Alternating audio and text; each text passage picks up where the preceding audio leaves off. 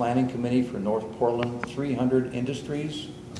And I'm also on the Superfund Board for management of the Superfund site, the Willamette River, and the Northwest Planning Council for Emergency Preparedness. This is a great shakeout, one of the largest earthquake drills ever. Practice now so you can protect yourself during a real earthquake. This is an earthquake drill. During a large earthquake, the ground might jerk strongly and knock you down. For 10 minutes. Has anybody here ever lived in California? Hold on to your shelter. Anybody? Oh. Oh. If you can't get under something, stay low and protect your head and neck with your arms. Now look around. What objects might fall or be thrown at you? Then you should secure a place before a real earthquake. Finally, a strong earthquake may cause a tsunami. If you're near the ocean during an earthquake, drop cover and hold on. Then quickly walk to high ground after the shaking stops. This drill is over. Visit shakeout.org for simple steps to help you survive and recover from a major earthquake. Thank you for taking part in the great shakeout. No. Okay. Attention. Sorry. The emergency has passed. All clear. Resume normal activities. Okay, reality. This is frou-frou, okay? Reality. You're in a zone where you're going to see a 9.3. That's not on the Richter scale, that's magnitude. It's a different thing. The shaking will go on for 10 minutes. If you're in a building that has any tip-up structure, in other words, concrete slabs that have been tipped up and the structure is made out of that, which includes this direct adjacent building, those slabs will immediately go over flat. Now, unless you're unusually strong, you're not going to be able to hold them up because each slab weighs about 15 tons, okay? So you don't want to be in that space.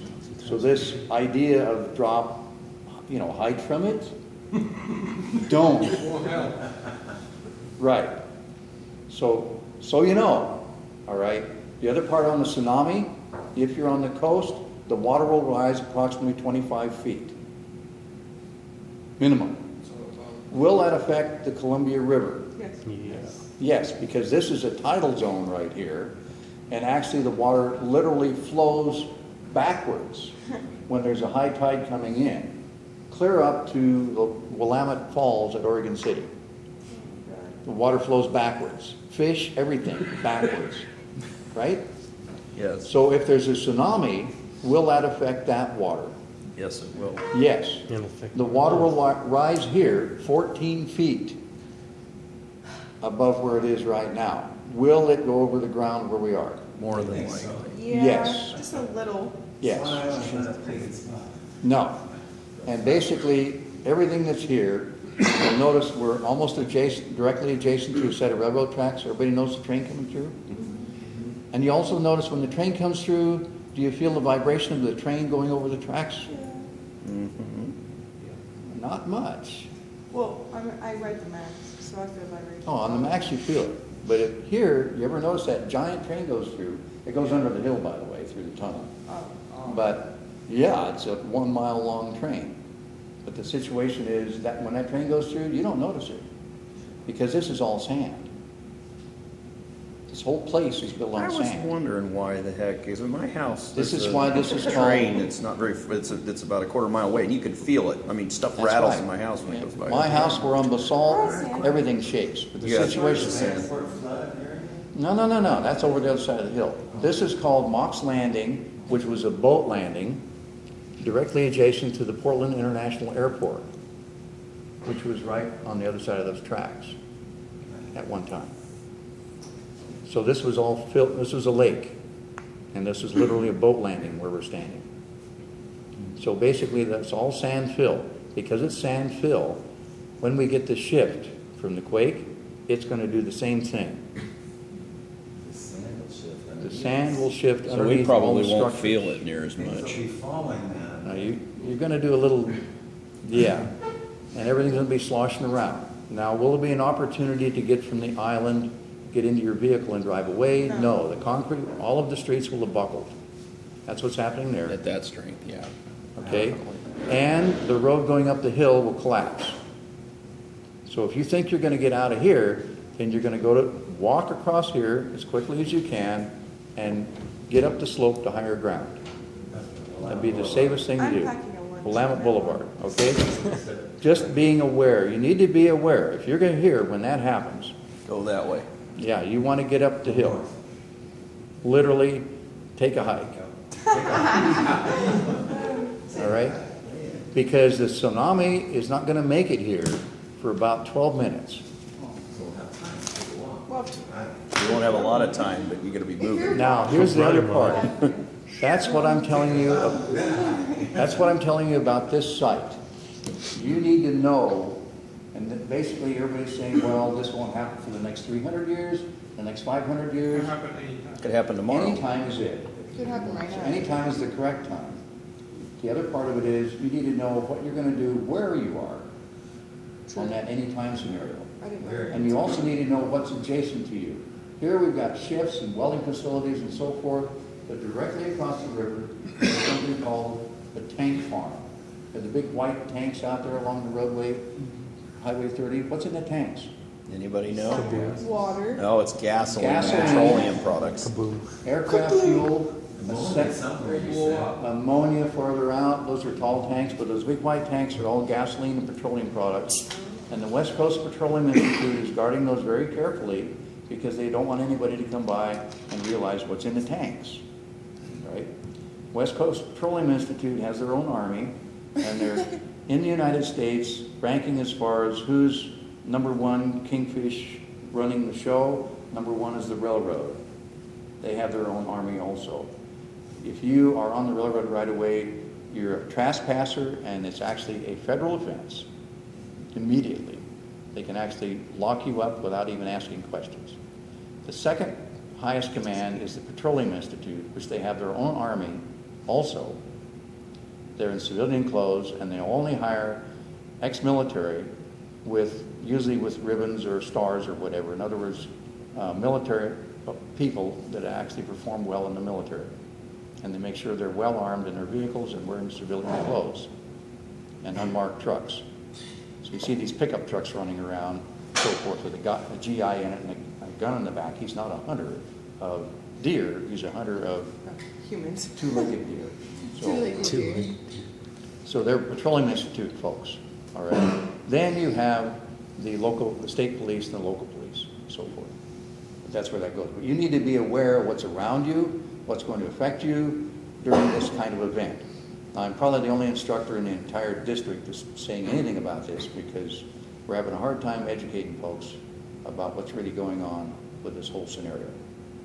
I work with the Oregon State Department of Geology, the International Geology and Earthquake Preparedness Group, and we've been trying to educate people for years and years. And it's been a big problem. So now we finally got around to earthquake drills, but they don't have it down yet on really what to do. So, okay? All right. Pardon? It's where you are. It's where you are. Yeah, it's one of not- those things. And there are several people that are with the group that I work with that actually have canoes attached to their top of their car at all times. I'm doing that. That is so smart. That is so smart. Depends on where you're at. So, back to this. Okay? Filtering stuff. Gray water. Gray water basically is what goes down the toilet also that has had us run through a screen to get the big parts out. Used to be called black water, but that's before you get the big parts out. Fair Gray enough. water. So this gray water is run through this similar process, including the UV light, in several municipalities in California.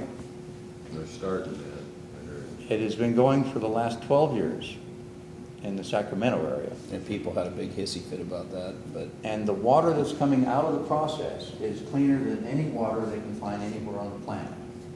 Seems cool. So there you are. There's a certain amount of paranoia about it, so that now they're dumping the water into a large lake and letting it go down into the groundwater, which is actually the groundwater is diminishing. The water level in the ground is dropping so fast. This is just literally running back down into the ground and replenishing what's there, which is a good thing. But what's going to be happening in the next 6 months or so, they're going to take and cap that off and run it into the water system because they're running out of water so rapidly down there. Oh, yeah. They're taking the water table and literally draining the water from the aquifers. That's what the problem is. There's a picture on the internet, and it was someone from Oregon, and they had a manila envelope with, like, you know, the bubble, the poppets in it, Mhm. and they held it underneath the water faucet saying, "I'm gonna ship this to California." Right. Anyway. Thought it was funny. Well, you So, did hear when they were gonna. filtering, hospital filtering, this is house filtering. This is what takes place in a hospital, yes.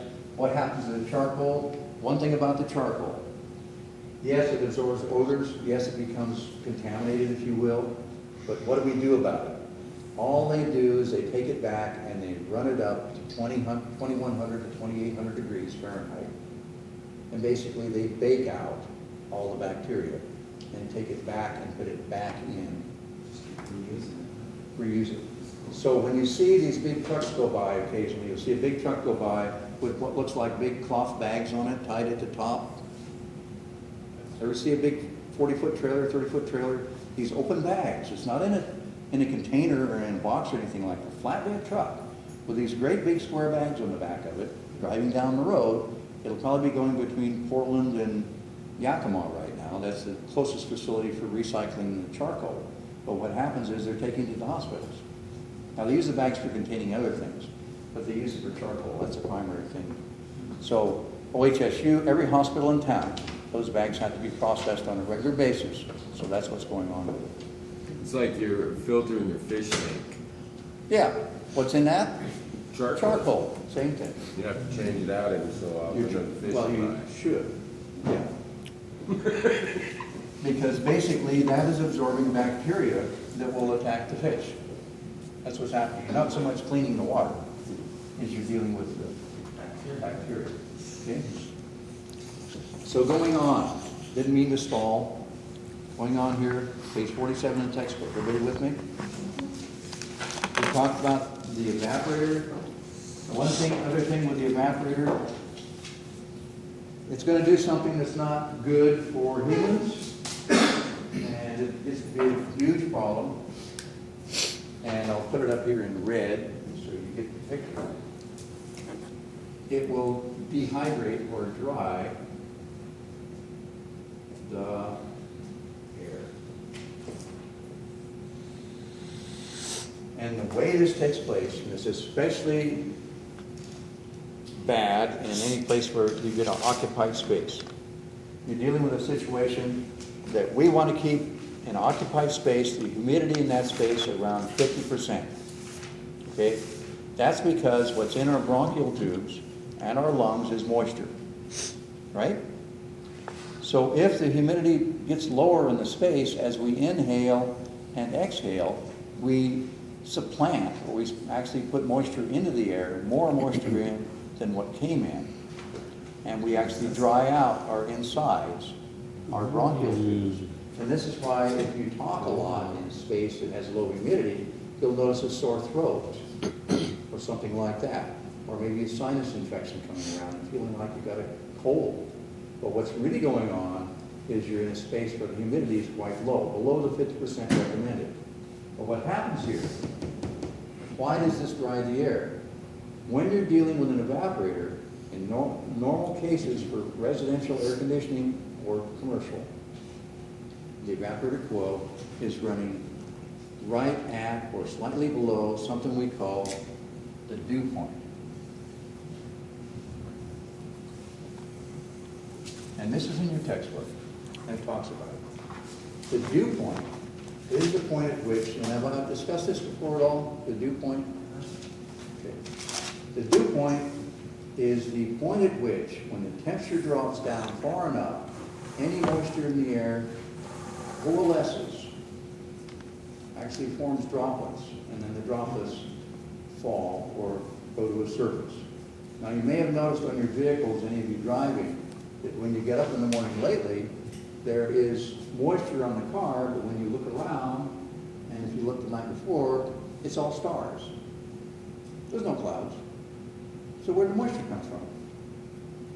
Well, if you actually camp out some night, overnight, and you're out there around the time when it gets down to 35 or 40 degrees, you'll find out, if you're near a street light especially, you look up and you'll notice, oh, a real light mist coming down. But you keep looking and you notice, oh, stars, and there's the moon, and everything else. There's not a cloud in the sky, but this mist is falling out of the sky. And that's because the air has gotten down to the dew point. And the moisture is actually literally falling out of the air onto the surfaces, the horizontal surfaces. All right? Now granted, a little bit of a slope, it still gets somewhere. But that's what it is. That's the dew point outdoors. We have an artificial cooling system going on. Temperature of the coil, normally around 40, 45 degrees. Dew point. So what it does, as the system runs, it dries the air. So the humidity is going to keep, as it runs more and more and more, it's going to turn around and it recycles the air in space. It's going to drop the humidity. Okay, this building has no real makeup air. In other words, it doesn't take outside air to speak of. It recirculates the air. So in this space, the humidity characteristically is around 24 to 27%. It's drying the air. People have humidifiers, right? Yeah, in a house, you would have a humidifier in the system. How many homes with air conditioning have humidifiers? Virtually none. Because they don't think about it. But the situation is, you'll find out in those homes, they have a tendency for colds. Because what happens is, the bronchial tubes and all those surfaces get irritated because they're drying out. They're trying to add more moisture all the time. Now they're irritated. Any airborne bacteria lands on those surfaces, it just takes off. You catch a cold really easy because of the airborne bacteria. Somebody sneezes when you go somewhere. Somebody sneezes in the grocery store, somebody sneezes somewhere else, they send all the bacteria in the air, and you inhale. Safe way to do it, don't inhale, right? But you inhale it all, that bacteria will go to those surfaces, and they immediately take off. You got to, unless you have some cranked up immune system, then you're going to be in trouble. All right? How to avoid that? There needs to be a humidifier in every place where there's air conditioning to keep the humidity up. This happens especially in hospitals, healthcare facilities, any place where you have anything of that going on. All right? Does it happen residentially? Characteristically not. They've spent enough money to put the air conditioning in. Why are they going to add something else? Just because you recommended it. After all, what do you know? You just want to make money. Right. To them, that's all. It's not your health or anything. Well, right.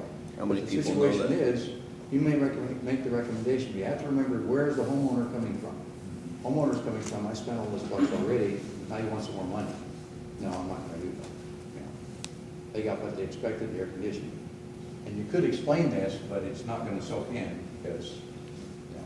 Well, my grandpa, what he does is what I started doing, because when I realized when I started running the heat, I woke up and I'm completely dry. I'm like, Yeah. I'm sick, I'm not going to sleep. Well, what he does is he has a coat rack right next to his bed. I'm like, why? He takes and he dips a towel and he puts it in the shower and he wrings it out so it doesn't drip, but it's moist. And he hangs the towel right by his bed. He hasn't been sick in almost 10 years because he started doing that. That's right. And I'm like, You can buy a humidifier. Now you know why. I'm running electricity on a humidifier. That's Yeah, true. that's right. So he's using a method.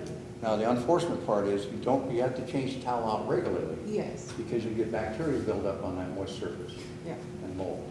So you don't get that practice of being, well, I'll just leave the towel hang up there and spray it down. No. No. No. Clean towel. Is there a way to measure the humidity in the air? Absolutely. There are humidity measuring devices we use on a regular basis. Characteristically in the book, and we'll get to that, there's something called a sling psychrometer. It actually has two thermometers hanging out there. One of them's got a little cotton sock on it, it's wet, and the other thermometer is a bare thermometer. You sling them around in the room. The one that's wet, the moisture is going to start drying on it really fast if the room air is dry, right? It's actually going to cool down that thermometer. It'll have a lower reading. It'll read maybe 50 degrees, where the other one reads room temperature. So you take the 50 and the 70, and you go to a chart and it'll tell you what the humidity level is. Well, we have electronic instruments today to measure humidity all over the place. And Yeah, it says that, like, I have a little digital thing and it says humidity, and I put that, and then it says fan, I put that always on. But with this thing, how they said, oh, you should have more, higher fan when you're heating than cooling, right? No, I opposite. mean, opposite. Yeah. Yeah, you have more fan when you're cooling and less when it's That's, heating. that's for comfort. Nothing to do with humidity. Draft, it's all about draft in that case. Yeah, we'll talk about that as we go along here. But, yeah, this is a scenario, the drawing air scenario is an issue, and it's gonna be a big problem. Healthcare facilities, they use steam. That's the most sanitary, of course. Steam is high temperature, sanitizes about anything, use it to add humidity to space. If humidity becomes excessively high, bathrooms, places like that, you've seen mold around the edges of the windows, things like that, the black dust, that's mold. It's growing in those little edges and things on the dust because the humidity is too high. Okay, so it gets above 55%, you're in trouble. It gets below 55%, or 45%, you're in trouble. So it needs to be in that nice window in the middle. But we are actually, with air conditioning systems, dropping the moisture level down drastically. So it's a huge health issue. Way to combat this, bring in outside air constantly, filter it on the way in. That helps, keeps humidity about right. Really inexpensive way to do it.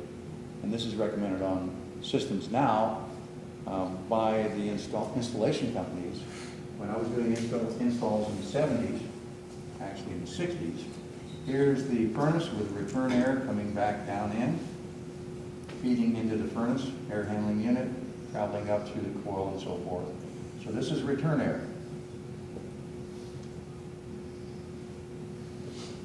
Right? The fan is running, it's drawing this air from the house, sucking the air from the house, right? So the pressure is lower in this ductway. So what you do is you cut into this with an opening, 4-inch diameter dryer vent. 4-inch diameter dryer vent. Take this and go up. You can use the flex hose, and basically through the foundation, put the vent. So it's open. So whenever the furnace comes on, it draws in outside air automatically. Now, of course, put a screen on this, keep the rodents out and all that. But whenever the furnace comes on, it draws fresh outside air. It mixes with the air in the house before the air filter and before the furnace.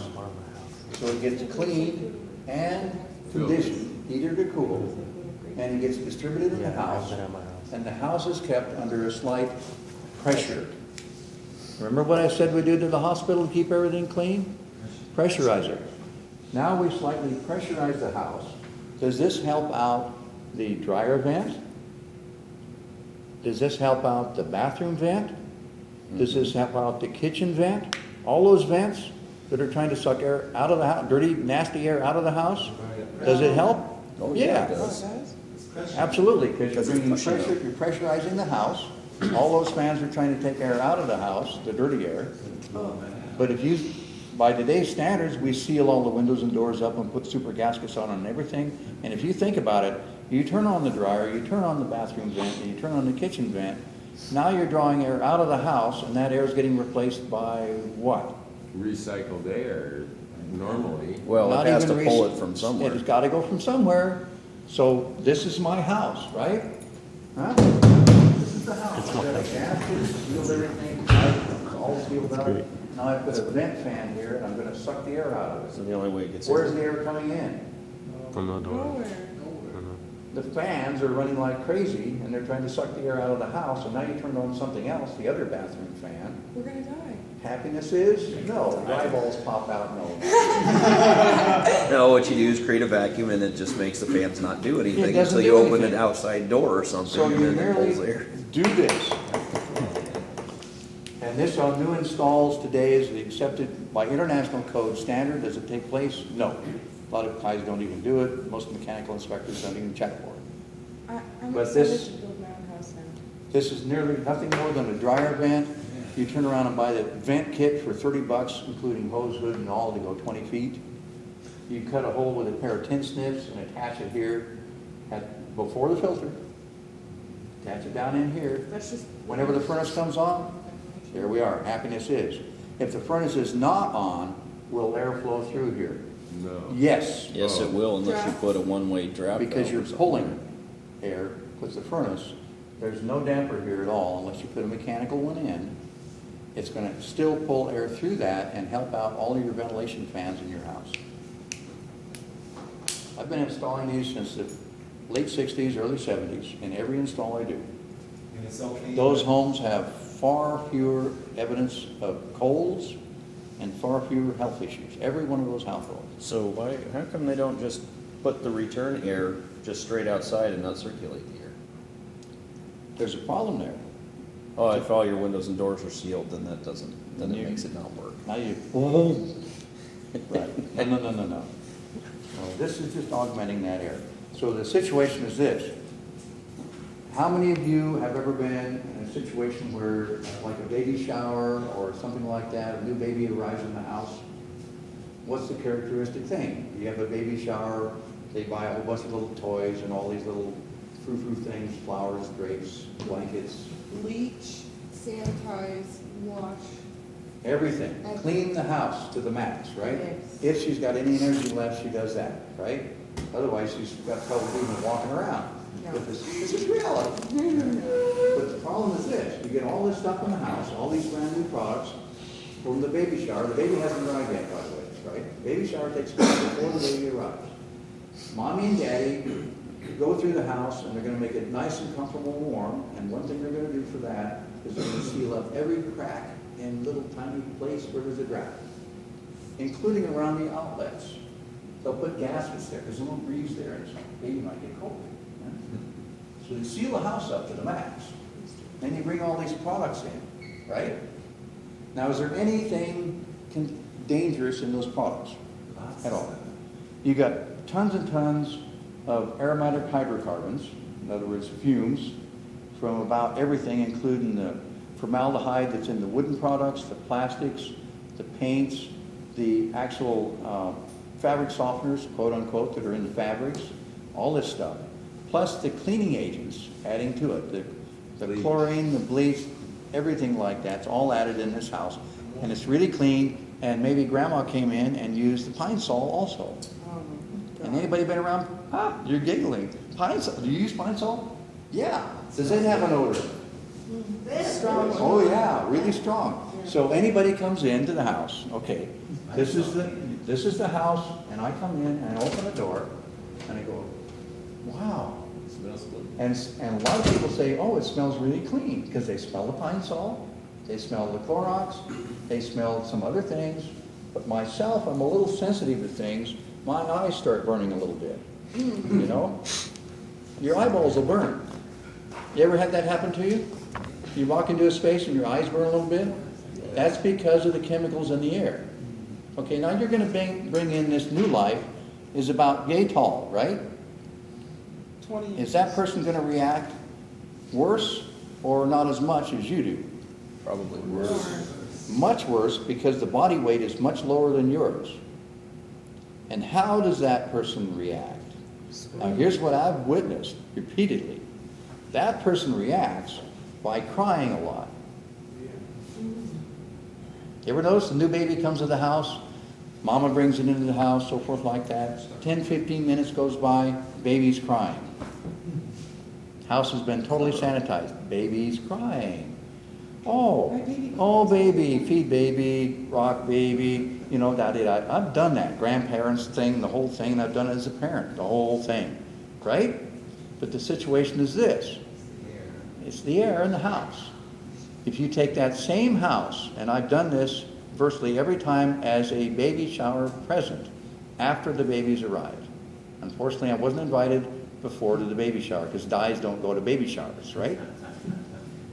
Go in and do this, and magically, within 24 hours, baby's not crying. Hasn't been to the doctor, nothing else has happened, baby's not crying. But what I do, and this is what I show the homeowner, and nobody cop out on me, okay? Just what I show the homeowner, and everybody may have seen In a typical little chimney, you can get something called a damper to be put in there, and you turn it and it closes it. A blue damper or a little butterfly thing, you put a handle on it, you turn it. So what I do is I put that, I tell the homeowner, I'm gonna put this in right here. I've got a label on it, on the handle, it's marked open, and for this position, and the other position is marked closed. And I've got that in there, so if you feel, and this is usually wintertime, it's getting cold outside, we don't want to bring in this 10-degree air, it's going to cool the whole house down, it's going to cost us a whole lot more, their mind just goes, woo, way off with it, you know? But what happens is this, I'll do the install, I'll put it all together, and this is basically 3 to 4 inches in diameter.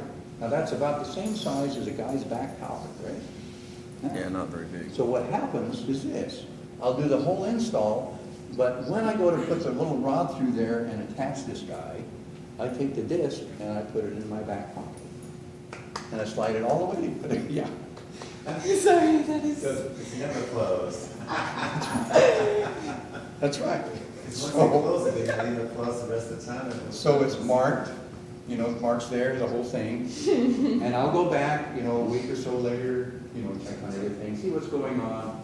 And they said, oh, we ended up closing that down because the house was cooling down. So we shut it off. Okay. So we go down there and the handle is switched over to this, all right. But I know, The disc is in your pocket. but they feel warm. Yeah. They feel warm. It's a psychological. It's closed, so it's gonna be warmer. But the baby's not crying. And here's something. I would have just put a spring-loaded one in there that as soon as it gets a vacuum opens, and then when it shuts down, It doesn't work. I've tried it. oh, I've okay. tried all kinds of things, but basically take the disc out and walk off with it. I got a pile of them at home. You know. Yeah, 4 inches, 3 or 4 inches isn't gonna make any difference. Frisbees, you know. So after we take this class, we're gonna learn where to do that, right? Like on my thing. You just did. It's not that hard. Yeah, but like on my unit, I don't know exactly where to put It's not on that. the unit, it's on the I just can't ductwork. cut a hole in anywhere in it. Where's your filter? It's right above that thing. So There you go. anywhere in that below Anywhere filter. before the filter. Do you own It's the, gotta do be you abo- own the furnace? It's It your won't house. matter. Yeah, it's my house. Okay, any place before the filter, because you want to make sure the air that comes in here goes through the filter. Yeah. You don't want to bypass the filter. So in a lot of houses, in this return run, the filter sits right here. You open a little slot and drop the filter in because the air from the house goes through the filter, goes in there. So I make the opening right here in front of the filter. Everything has to go through the filter that comes in through here. Yeah, my unit's out in my garage and it's a big unit like Yeah. this. And then it has the filter up top here. I have to open a door, put the filter in. So I just didn't know if I can just cut a No. hole in that thing. It's got to be before the filter. You got to know which way the air's going. Make sure you know that. Yeah, it's going up. If it is going up, then you put it below the filter. In that machine, right? In- Yeah. Most cases it's You not want that it way on the though. You need to check sections that of out. the thing. That's why I was just wondering, because there doesn't seem that much. Now, the other side of this, If I go and look the- at and it, the air quality thing, is that I've actually gotten a situation where they don't want to have anything changed in the furnace because they're totally paranoid about this. So I've asked them to keep track of when the baby's health seems to change. Okay? So baby's crying. So they take the baby to the doctor's office, right? Pediatrician. Take the baby out of the house, baby's still crying, get it in the car. You got maybe a 15 to 20 minutes, sometimes half an hour drive to the doctor's office. By the time the baby gets to the doctor's office, is it crying? No, everything's No. gone. It's all gone. It's happy. So you get in the Because the doctor's baby's office, clothes are you go, clean. I don't know what's going on, blah, blah, blah, blah, blah, blah, blah, blah. He charges you anyhow, right? $150. That's right. And you put the baby back in the car and you go back to the house, and 5 minutes later when you get in, the baby's crying. And you go, this is a conspiracy, this brat, you know, et cetera, et cetera, et cetera. I never had that problem because I did live in a semi-dirty house. But yeah, semi-dirty house is actually a good thing, but the situation is this. The situation gets to be the bad air. And too many folks are, this whole mentality is there. They're good intentions, Great.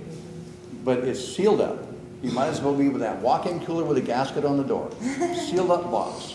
What's gonna happen? You get all that nasty stuff in there, and that air becomes contaminated, and maybe good intentions, somebody's cooking something or something like that.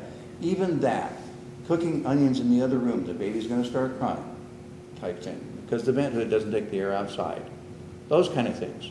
But they're the most sensitive. You talk about the canary in the coal mine scenario type thing.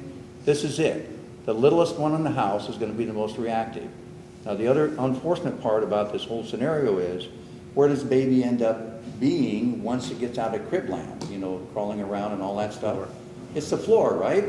Where's the coolest part in the house? The floor. Why is the baby always sick? It's always. Why are we On gonna the taught table. this in like health In my class? house, there are like little windows, during the winter we close so the floor gets warm. You may have a heating element in the floor. But in most houses, there's no heat on the floor. You might have Just floor. close. Yeah, you close the outside windows, Yeah. but what happens is there heat from down below? Is there a heated space below the floor? The basement or something Oh, like the that? crawl space, yeah. Just basically.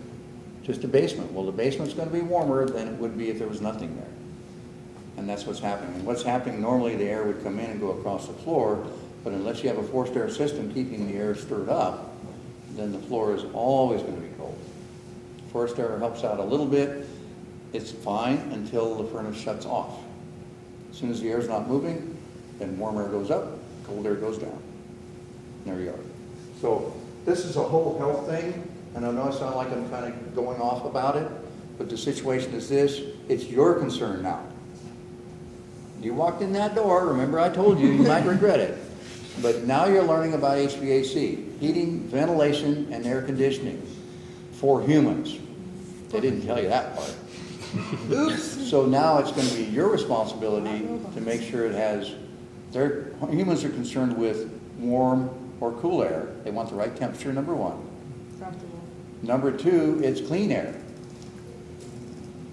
Now, how are you going to guarantee the clean air? Well, yeah, you can do Filter City, but what are we else going to do on top of that? Where does that come in? It gets to be humidity. It gets to be a lot of these other things. Go to that air conditioning side. Air conditioning, conditioning means conditioning the air temperature-wise, cleanliness-wise, humidity-wise, so it's actually healthy. That's the conditioning part. But then they Does step air outside conditioning their mean house. cooling? Does air And they step conditioning mean heating? It means making it right. Let's say then you go step outside and smoke that cigarette. Yep. Yeah. What's So the now you need point? to put on a charcoal hood. Charcoal hood. So, dew point, very important part. The evaporator is going to affect that. The compressor, basically the next piece in this section talks about what's the compressor do?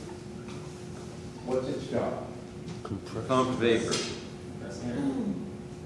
That's right, pumps vapor. Raises the pressure in the system. It creates something called the,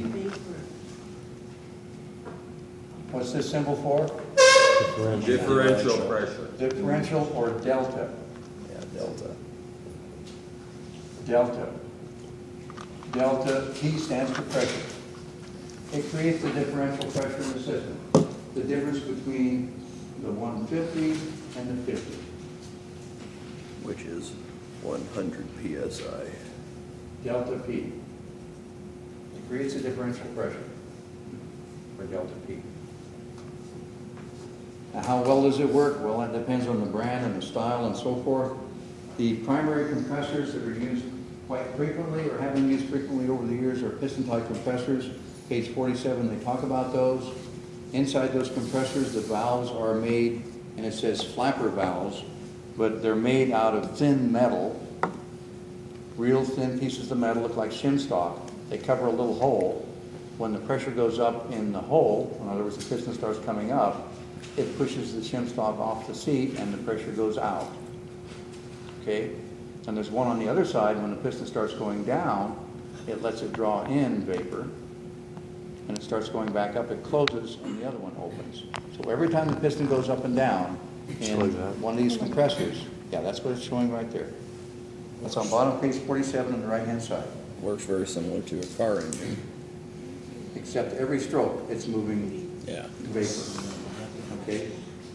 every time it goes up and down. There is, these normal compressors we're dealing with, the smaller ones, they just use those valves, which are called reed valves. What did you say they were called? Reed. R-E-E-D. Reed valves. Like a reed of grass? Yeah.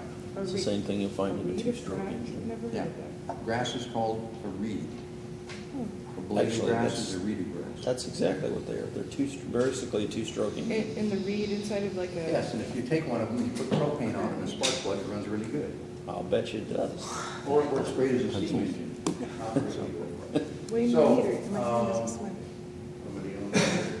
That is a hermetic compressor that we have here. Right, smart. Now, hermetic compressor, hermetic means welded shut. What's inside of it could be a piston compressor, which is the one we're talking about.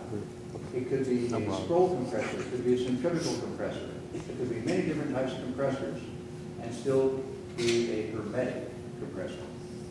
So if somebody says, what kind of compressor are you dealing with? A hermetic compressor? What's that tell you? It's sealed. Nothing. It's welded shut. You have no idea what kind of compressor it is. And all of them don't contain oil, right? Only some of them do. Most all of them do contain oil. Most of them do. Yeah, but how So the hermetic compressor has different forms. This is another style of hermetic compressor. And I'm going to put it up here so you can see it a little bit better. This hermetic compressor, or the hermetic compressors we're dealing with today, are cooled directly by refrigerant coming back from the evaporator. So if the evaporator is not working correctly, then you're not going to cool the motor and the compressor, and you'll cook it. And what will happen is the varnish on the lining will actually cook with the oil and become acid. That acid will attack the inside of the copper piping of the boiler system. Because the acid, it becomes acid, and the compressor continues to run, and it equally distributes the acid everywhere. Not a good thing, because it attacks the copper pipes. If it sits for any period of time, then you have severe corrosion, and you're better off scrapping the entire system, because the compressor burned out if it sat for more than maybe 30 days. It's junk. If you got to it before 30 days, you might be okay. You can probably flush out the system, clean things out. But the problem is that acid just stays on those surfaces. And corrodes it. It does not need oxygen in there. The acid just eats the copper. You have to be aware of that. So those are all cooled. Those old new styles are all cooled by refrigerant coming back. And if it's not coming back cool, you're going to have trouble. This is an old style. And you may have seen in museums refrigerators with compressors that look like this. It had the fins on the outside and so forth like that. They were not cooled by the refrigerant. They were cooled by these fins. Air moving around. No fan either, by the way. Just convection airflow. Went through the fins, cooled the motor down. The motor was a low-speed motor, only ran 850 RPM. And in this particular case, this utilized the same design shown on bottom of base 48. This is the rotary compressor. It has a stationary vane and a rotary mechanism operating at relatively low speed. Basically oil in the housing to help it work and seal and all that. And this is actually this particular piece was carried around by a Frigidaire salesman door to door when they were selling refrigerators. It's a demonstration piece and was donated by a salesman to the program here. He was actually a door-to-door salesman. It's cut away by the factory to show all the parts work, and that's where that came from. It's not a training aid, but it's actually a sales aid where it was. So this is a rotary, one style of rotary compressor. Another style of rotary will have vanes that are literally moving around in the housing, and the vanes actually pump the refrigerant. They're not illustrated in the book, unfortunately. Those rotary vane compressors are used a lot in mobile equipment. So the air conditioning units on the top, or cooling units on the top of motor homes and so forth like that, they use a rotary vane compressor. It takes less power, works fine for high temperature cooling, and lasts a relatively long time. Okay? They are also used for Air conditioning in vehicles inside, in cars and so forth. For instance, you all know about the Prius and battery-powered cars, so forth like that. They don't have an engine to speak of, right? Which most cars use an engine to actually run the air conditioning system. These units run entirely on electricity, so the air conditioning in that vehicle is run on electricity. Underneath the back seat, there's a box a little larger than a shoebox, and inside of it is a electric motor driving a vane compressor, and it has a fan system in there also usually. It's actually an air conditioning system underneath the back seat, and it's run on batteries. And most electric vehicles have something like that because there's no belt to drive the compressor. It's got to be an electric motor. So they literally have an electric system, vane compressors. The next compressor we talk about, it talks about here in the book, this is on page 48, the bottom right. This is a scroll compressor. And somebody got a scroll. Oh.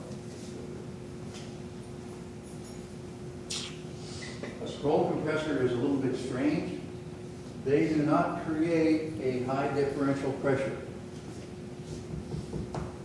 Because of that, they're not very good for anything other than high temperature cooling. In other words, residential cooling, so forth like that. However, they're very good at that because, number one, this piece just moves around like this. It does not rotate. It moves around like this. So it takes That's less the power. total of the moving parts, by the way, other than the rotating shaft. Is that magnetic or what makes it? No, there's a motor with an offset on the end of the shaft. And the offset on the end of the shaft makes it do this kind of number. And it moves refrigerant through it with the scroll. It squeezes it from one area to the other through the scroll. I'll pass this around so you can play with it. But what's happening is the seal is at the edge here and at the edge here against those spaces. So it's squeezing it out. And it's squeezing it through. It's a vapor. Now this actually is a little bit forgiving of liquids. So it can handle liquid now and then and not crash totally. So this is how it works. Now they have variable speed will work with this. Piston units, no. Vane units, a little bit. This, you can run it at this speed, 25 RPM, or you can run it at 35,000 RPM. Now what's going to happen when it goes faster? It moves more vapor. So you move more vapor through the system. At low, we're basically at temperature, and all we want to do is keep the refrigerant moving through the system so we keep the lubrication in place. So some of these systems today do not shut off. They're totally variable speed. If you want heating, you just switch the valve over, and it keeps moving the refrigerant, and now it heats. You need more heat? Speed it up. So this is the scroll compressor. Makes no sense. Now, how long has this been around? This has been around since the 70s. I installed some of the early units in the 70s. That's cool. Still working great. Best thing about it, two things about it. One of them, like I mentioned, very few moving parts. You know, the connecting rod, the piston, the valves going around and all that stuff, which causes a lot of vibration. Because of that, very little noise, relatively quiet. The other part, the variable speed part. If you need a lot of refrigerant going through this baby over here, through the expansion device, if you need a lot of refrigerant, you can take that compressor and crank it up and run a lot of refrigerant through here and get a lot of cooling going on. Looks so good. On the other hand, if you don't need so much, you can slow it down. So you can do something called load matching. Okay? Load matching. Seems like it would be an extremely, much more efficient process. Yeah, that's what I was thinking. Yes. They have become are very efficient. They've changed the motors on them, so the motors are not much more efficient than they used to be. They've discovered other ways of changing the volume of refrigerant, unfortunately. They got to playing with it. You take a good thing, it's working fine, what do? You play with it. And then you make it not So These guys, the manufacturer said, hey, we want this volume thing isn't working out so well, we can't get the motor to slow down without overheating, yada, yada, yada, yada. So they said, okay, we'll pull the plates apart a little bit. Now it won't lose so much refrigerant, it'll leak internally. Refrigerant will still go through, but it'll move less refrigerant for real low speed operation where we couldn't go otherwise with the motor overheating. Well, on the other hand, you got these other guys over here saying, hey, why don't we fix the motor? So they ended up fixing the motor so to run at real low speed. Now these guys are the mechanical internal parts, which failed, by the way, in 2 or 3 years. But you'll run into those systems out there. You have a variable displacement scroll compressor. You do the same thing with that as you would do with a Freon bottle that's catching on fire. What do you do? Run. Yeah, run. No, you want to get that baby out of the system. Because it's going to be, don't fix it. Total pain. Don't replace it with a brand new one or rebuild one. No. Get a compressor out of there, take it out, put a variable speed compressor in it, rock and roll. It's variable speed to start with, but the new one's way down in speed. So the new one, is the new one like a piston one that's variable speed, or No, is it just a new scroll It's compressor? a new motor. It's got a newer motor in it, it'll go at real low speed. Ah, okay, Piston compressors cannot run at variable speed, okay. ever. You can forget that. It also seems like it'd be more forgiving, like you said, that one can handle a little liquid, right? Yeah, And the other compressor, if any liquid gets in there at all. dead. You're dead, in the water. you're dead. That's a smart idea. Yeah. So for high temperature systems, you have to remember though, you have a limitation here. If you want to put this in the freezer, no. You want to put it in the refrigerator? No. High temperature air conditioning? Yay. Happiness is, okay? Because it creates a delta P that is low. You can't have the 150 psi difference, high side, low side. It's going to be closer to 80 in lots of cases. You can get 100 out of it perhaps, but if you need the 200 for low temperature, forget it. You're not making it. Piston unit's going to do that. So the delta P here provides that. Okay? So the scroll compressor, notice it comes in from the outside, pushes it through the inside, that's the outlet. The next compressor in the book that it talks about on page 49, this unit is a centrifugal compressor, and what you need to do briefly, just put a page marker in that page, and I'm going to show you a better illustration and representative on page 1444.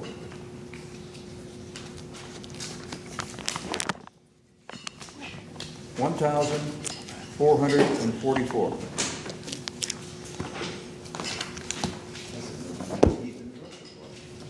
You didn't know the book was that thick, did you? Weighs 9 pounds. What did you say, 1144? 1444. 1,444. 1,444. What you have going on here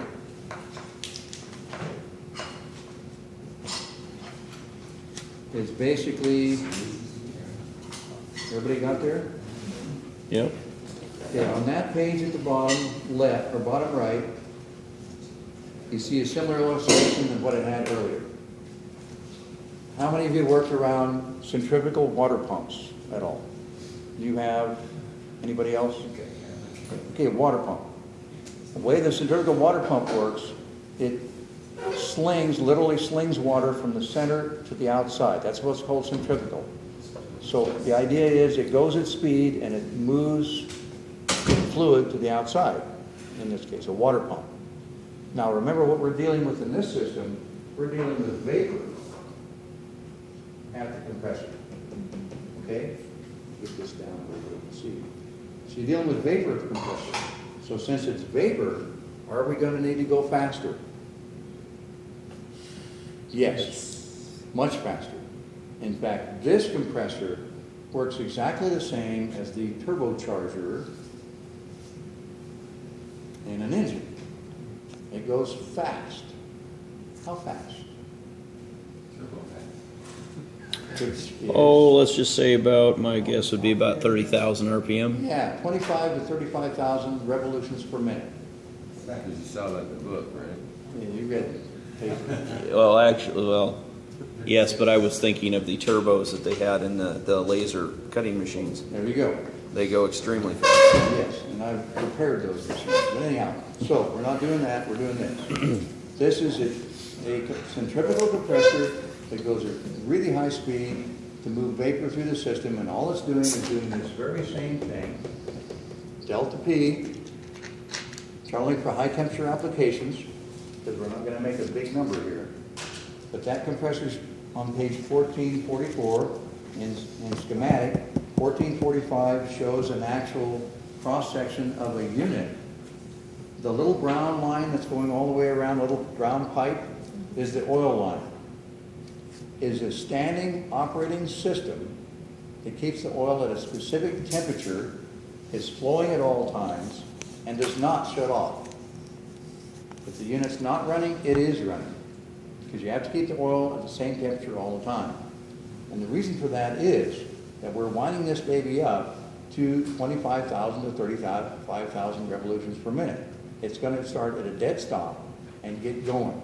If the oil's thick, is that going to slow you down? Yes. Yes. Oh, yes. You won't be able to overcome the oil. So to keep the oil at the same temperature all the time, heating and cooling, all right? So the oil's circulating. The impeller there, they show you, the impeller is what goes fast, and that creates the actual flow. But what's going on, you see to the right of that, pieces called the inlet guide vanes, or the inlet vanes.